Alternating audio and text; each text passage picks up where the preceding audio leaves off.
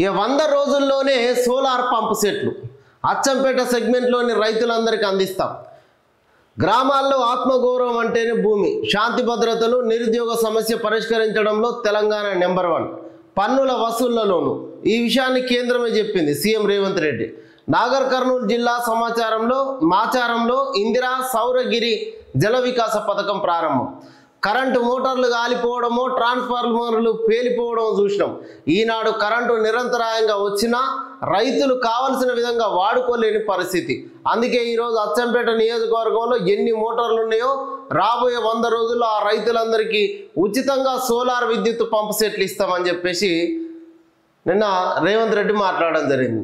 తట్టా పారపనిలోనే కాదు, పరిపాలనలోనూ నెంబర్ 1. ప్రధాని అంటే ఇందిరాగాంధీలా ఉండాలి. సోషల్ మీడియాలో తప్పుడు ప్రచారం నాకు లెక్కనే కాదు.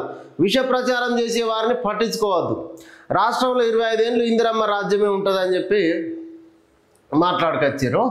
ఇది నిన్న నాగర్ కర్నూలు జిల్లా అమరాబాద్ మండలం మాచారం గ్రామంలో 12,600 కోట్ల రూపాయలతోటి రాష్ట్ర వ్యాప్తంగా అమలు చేయనున్న ఇందిరా సౌరగిరి జల వికాస పథకాన్ని నిన్న ముఖ్యమంత్రి ప్రారంభించడం జరిగింది. రైతులకు ఇప్పుడు ధరణి పేరుతోటి రైతుల భూములు కోల్పోయారు, అప్పుల పాలయ్యారు.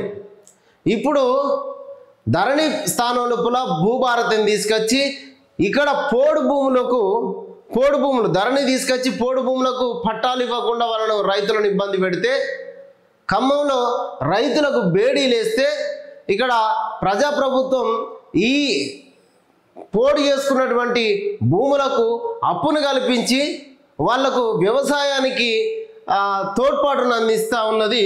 దాంట్లో భాగంగానే సోలార్ పంపు సెట్లను కూడా ఇవ్వడానికి ప్రభుత్వం నిర్ణయం చేసింది. 12,600 కోట్లతోటి రాష్ట్ర వ్యాప్తంగా సోలార్ పంపు సెట్లు ఇవ్వాలని చెప్పేసి డిసైడ్ అయింది రాష్ట్ర ప్రభుత్వం. గత ప్రభుత్వం రైతులకు బేడీలేస్తే ఈ ప్రభుత్వం సోలార్ పంపు సెట్లను వాళ్ళ వ్యవసాయానికి అనుగుణంగా వాళ్ళకు ఉపయోగపడే విధంగా ముందుకెళ్తూ ఉన్నది.